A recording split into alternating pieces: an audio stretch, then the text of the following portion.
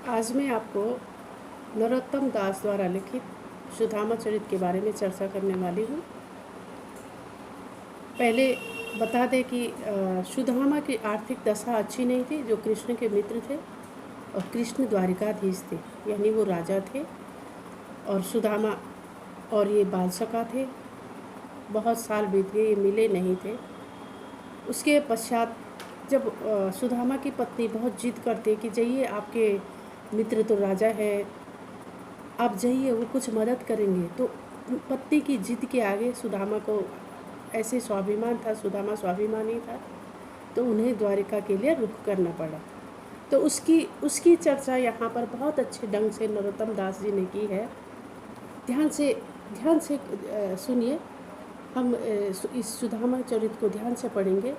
मैं जो वीडियो निर्मित होते हैं फिल्मों द्वारा या कहीं धारावाहिक, वो भी भेजूंगी और मैं भी बता रही हूँ आपको। शीस पगा न जगा तन में, प्रभु जान को आही बसो कही ग्रामा। धोती फटी सी लटी दुपटी, और पाह उपाहन को नहीं सामा। द्वार खड़ो दुर्बल एक, रहियो चकिसो बसुधा अभिरामा। पूछत दीन दयाल को धाम, बतावत अपनो नाम सुदामा। जब आपके सुदामा पैदल चलते, थकते, प्यास, भूख सबको लेकर के जब वो आगे बढ़ रहे थे, तब इन्होंने क्या किया, अब ये द्वारिकाधीश द्वारिका के द्वार पर पहुंच गए। जो बड़े द्वार होते हैं, बड़े बड़े, जैसे हमारा इंडिया गेट है, तो यहाँ भी आपका द्वारिका का एक बहुत बड़ा गेट होगा, ठीक है। तो वो जब वहाँ पहुँचे, अपनी आर्थिक परेशानियों से तंग आकर पत्नी ने उससे कहा, नहीं आप जाइए। तो जब वो वहाँ द्वारिका पहुँचे, तो द्वारपाल, जब वो द्वारिका के द्वार पर पहुँचे, तो द्वारपाल अचंभित रह गए। अरे ठीक है, भीख मांगने वाले आते, लेकिन सुदामा तो उनको कहते ना कि मेरे मित्र हैं, मैं उनसे मिलना चाहता हूँ।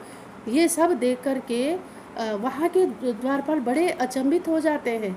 तब द्वारपाल भागा कृष्ण के पास जाते हैं और कहते हैं, हे प्रभु, द्वार पर एक निर्बल ब्राह्मण आया है, बहुत दुबला पतला सा है, जिसके सिर पर पगड़ी नहीं है। शीस पगा न जगा तन में, उसके सिर पर पगड़ी नहीं है, न शरीर में कुर्ता है, न जाने किस गांव से आया हुआ है, किस गांव का वासी है। उसकी धोती फटी हुई है और उसका अंग वस्त्र तार हो गया है, लटक रहा है। अंग वस्त्र बोलते हैं, जो बहुत सारे लोग दुपट्टा डालते हैं, बहुत लोग डालते हैं दुपट्टा जो रहते हैं, ठीक है, अंग वस्त्र बोलते हैं उनको, ठीक है। आपने देखा होगा हमारे प्रधानमंत्री जब हम सम्मानित करते हैं तब भी अंग वस्त्र भेंट करते हैं उनको, ठीक है। तो वो भी फटा हुआ, तार हुआ है।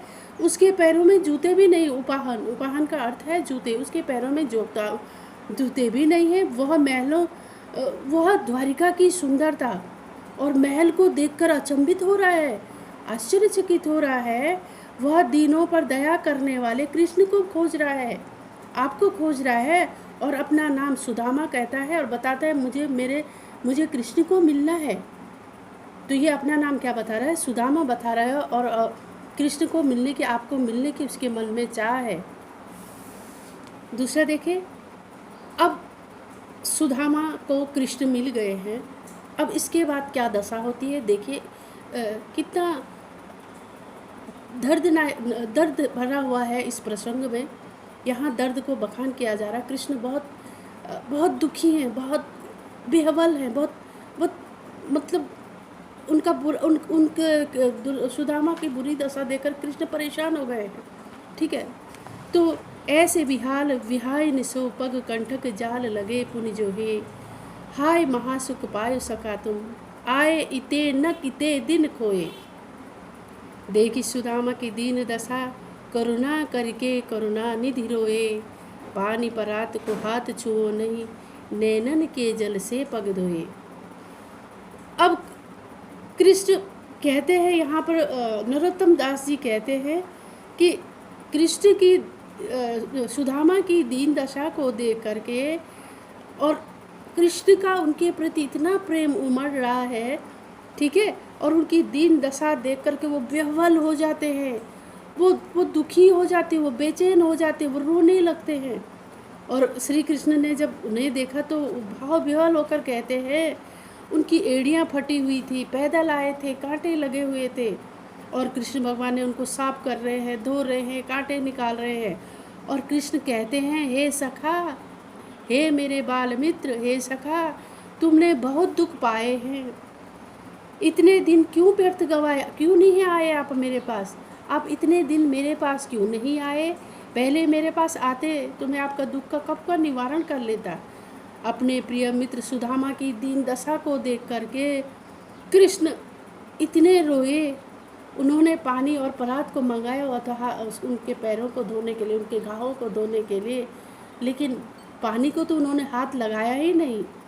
वो इतने रो रहे थे कि उनके अश्रु जल से ही सुदामा के क्या हो गए, पैर धुल गए।